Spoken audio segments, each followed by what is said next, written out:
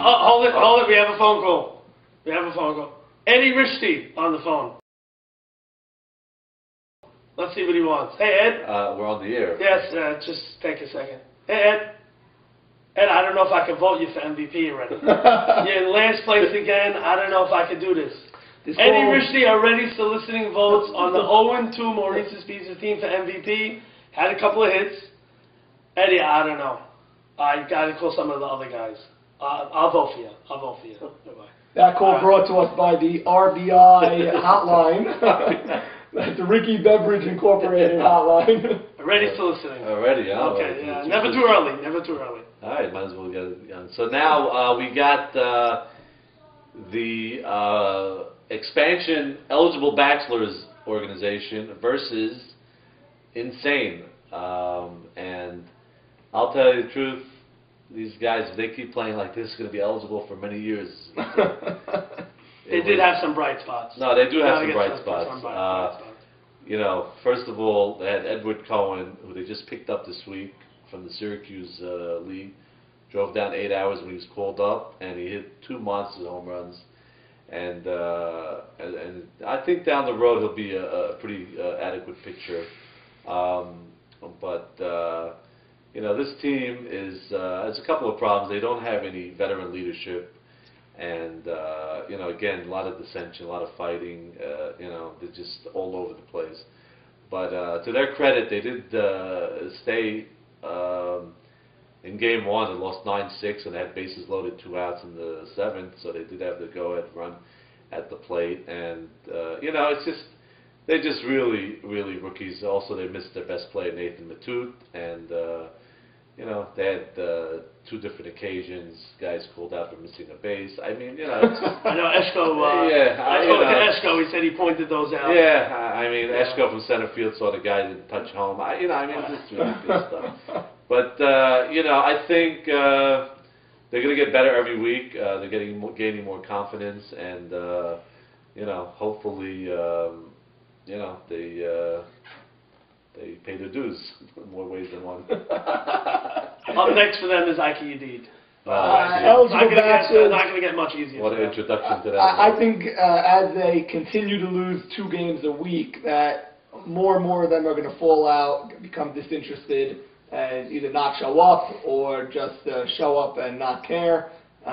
Basically, for them to start 0-2, I was hoping they would actually get a split just to keep them interested. Yeah. I think it's like when the Titanic hit the iceberg and there's just water on the bottom of the ship now. Yeah. And that's just going to continue to rise, and that's a lost cause, that team. Yeah. And if you bet the under, like I gave you that free tip a couple weeks ago, that under's looking very good.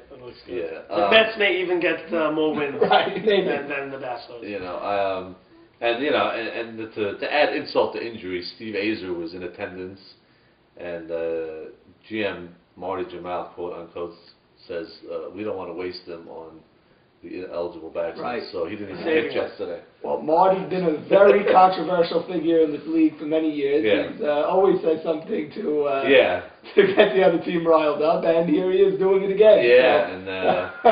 and also Jackie Eshko with a monster game yesterday. What was he? 7 for 9 with the, you know. I think he told me he was 7 for 6. Oh, 7 for 6. 7 for 6. He called me 7 for 6. He went 5 for 5 in game 1. 5 for 5. From the leadoff spot. So wow. That's, you know. Yeah, he's probably 7 for 9, I think, and a bunch of RBIs, a bunch of. Who pitched for that team? Edward Cohen. No, for. The Azer kid, David Azer pitched game 1. Did a good job. Eshko pitched game 2. And Chucky came into close. Wow. A couple of innings Full in relief, and he looked very good. Wow. He looked very good. Chucky is still pitch. Jack Abadi flew in from the Boca Raton League to play, and he's going back today.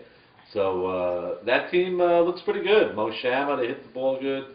You know, again with Azer pitching, now they you know, they're going to be pretty strong team now going forward. Eligible bachelors, wow.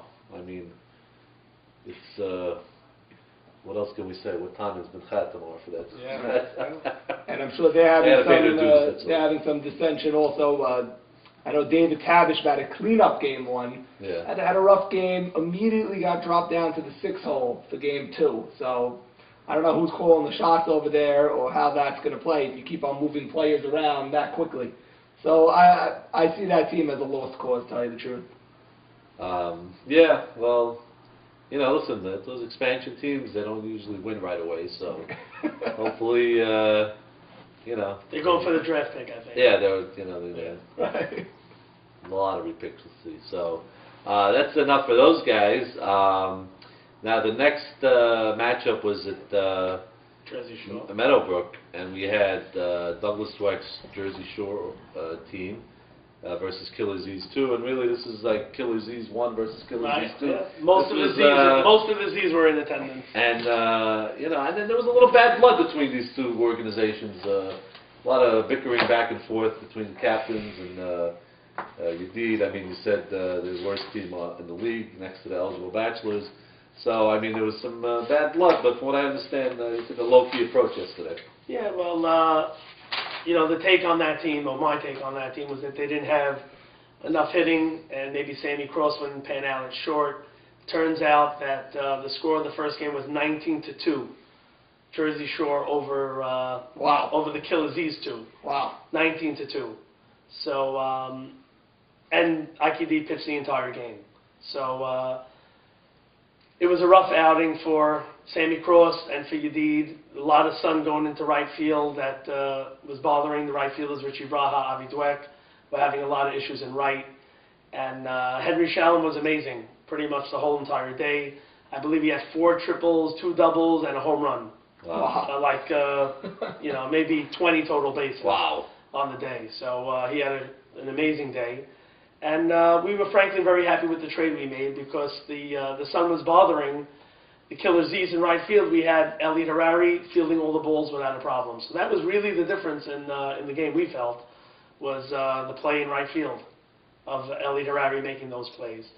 And really, Ike Jamel, we should mention, was back after a little hiatus and played center field great.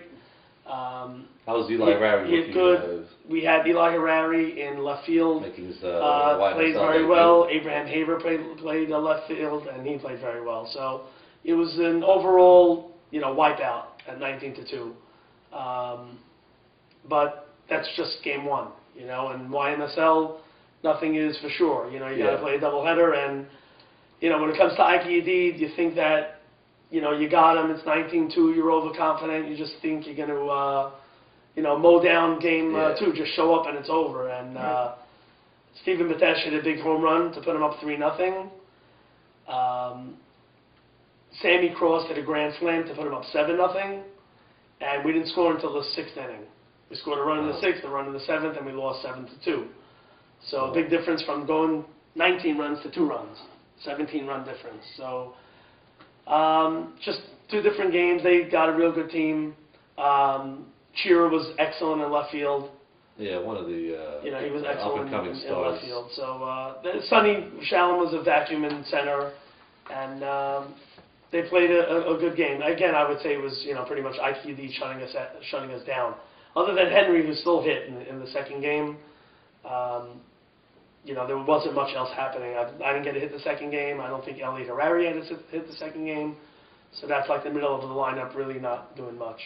Well, that's the thing with Yedid. He's done it over the years. Even if you get to him in one game, he's always capable of starting a game and shutting the opponent He throws down. it out the window after game 1. He was not going to let that affect him. But they moved Richie Brau at the second base at game 2, or they moved him to second, then they put him back in right. Oh, he did? Yeah, he moved around a bit, but he led off actually the second game. They changed the lineup around, and he got a hit. He ended up scoring, so that was a big run because they weren't scoring at all in the first game, and then they took the lead, you know, immediately in the first inning. Right. So they were like ahead of us immediately.